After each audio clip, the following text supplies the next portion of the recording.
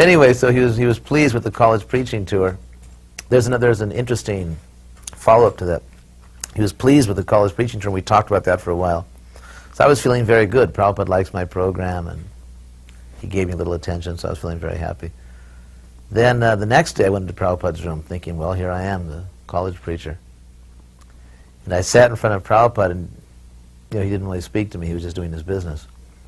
But there was a young girl, just some innocent girl, brahmacharini, who was changing Prabhupada's flower vases.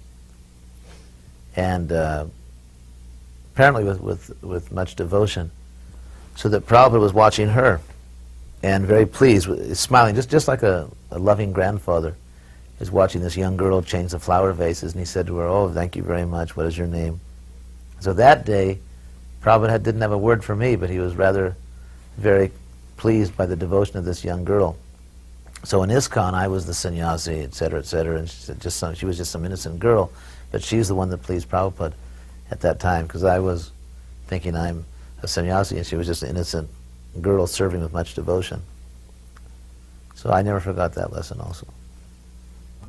Prabhupada liked to eat fairly simply.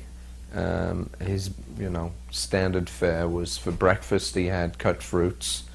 He would often take freshly fried cashew nuts.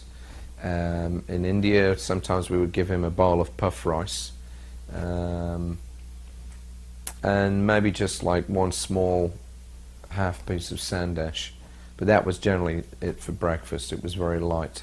For lunch, then he would have the standard rice dal and chapati, and then added to that one wet sabji, one dry sabji, and again maybe a small sweet. That was the basic. Then if the cook was good, then they could add more things to that, but those things must be there. And the chapatis, of course, Prabhupada liked them to be cooked hot. They had to be, fresh off the stove. And he had a little bell on his table. So when you first brought the plate in, there would be one hot chapati there. And then as he finished that one, then he would ring the bell, and then we would immediately puff up another one on the flames and then run in with it. We were starting this Bulla Card party at that time.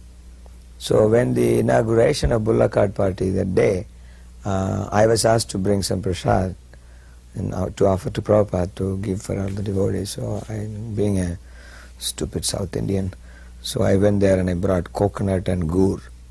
That's what South Indian prasad is. But these coconuts were not soft, they were very hard. And then the gur was also not good class. So I had a big plate of pieces of coconut and gur. So it was brought in front of Prabhupada. And, Prabhupada looked at, what is this? So Lokanath Swami says, this is prasad for, we are starting the Bulla Card. Oh, Bulla Card. Put his hand there. And he took a piece of coconut and gur, small one, put in his mouth. And he was talking. The talk was about how we go about when we do the Bulla Card party. What do we do? So he was having this on one side. He kept on talking, then he will move it to this side, like this, then to this side, to that side. This way he was keeping it till it all melted and he could actually eat it. So I was feeling very grateful, because I was thinking that I should have asked Lokanath Swami what prasad I should bring. It should have been some sandesh, because naturally this Prabhupada is so old and it's not something that hard should be given to him for eating. And even though it was unfit, he accepted that. Not only accepted that, he kept it in his mouth till he could actually eat it. It was suffering for an old person to do that, and talk also at the same time. And he went on explaining things and keeping on changing this from one side to the other side, and showing that, look, I have accepted it, because you've given it with love, so I have taken it. From Australia we went to New Zealand, so when we got to New Zealand there was nobody available to cook there. So I was, it was my first time. I had to do the whole thing. So I put the cooker on the flame and went back, finished the massage, came back, and everything was totally ruined. I'd left the flame on too high, so all the dal had dried up in the bottom. The rice was like sludge. It had just, disintegrated. And the vegetables were so soft that they just fell apart.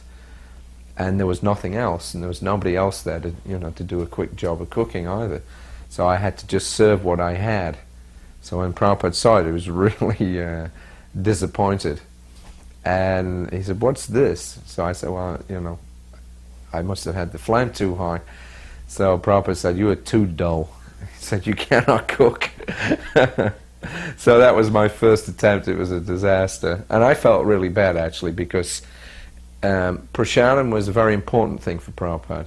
His digestive system at that time was very delicate. And of course, traveling around, it was very important that he get consistent, a consistent standard of food. Otherwise, all kinds of physical problems could come about.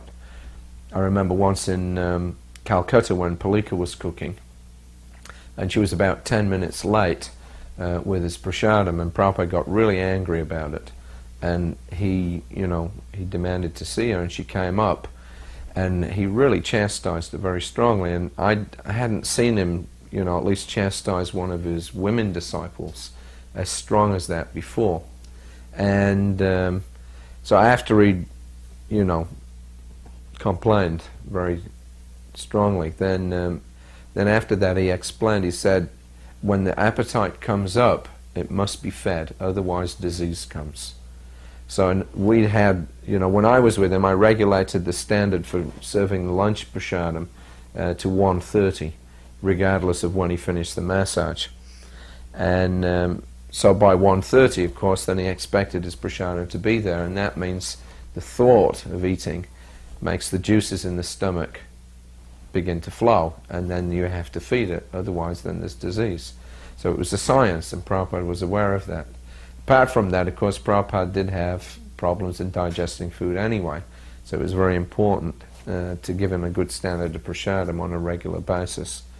But unfortunately, I wasn't very good at it. A few months after I'd taken sannyas, I was... when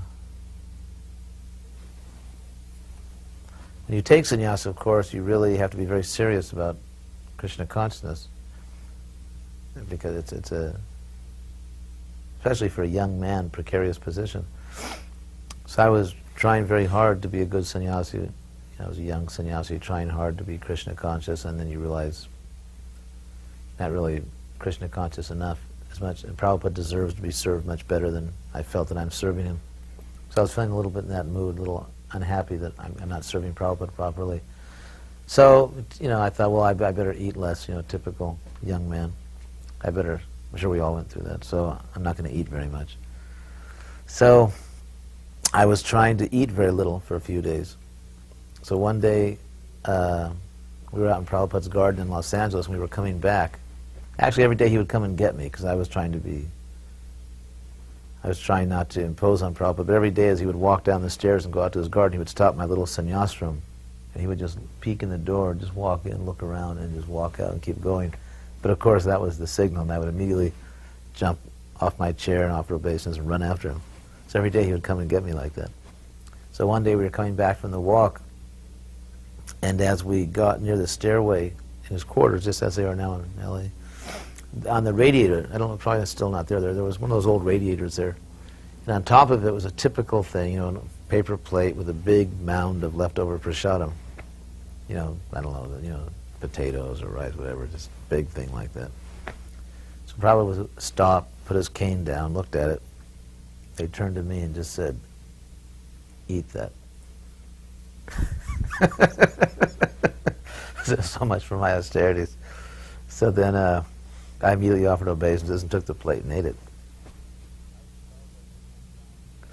I was in Prabhupada's room one time when Jadharani came in. Her health was not good, and she told Prabhupada she wanted to fast. And Prabhupada told her, "Don't fast completely, at least take fruit." He said it's not good to fast completely.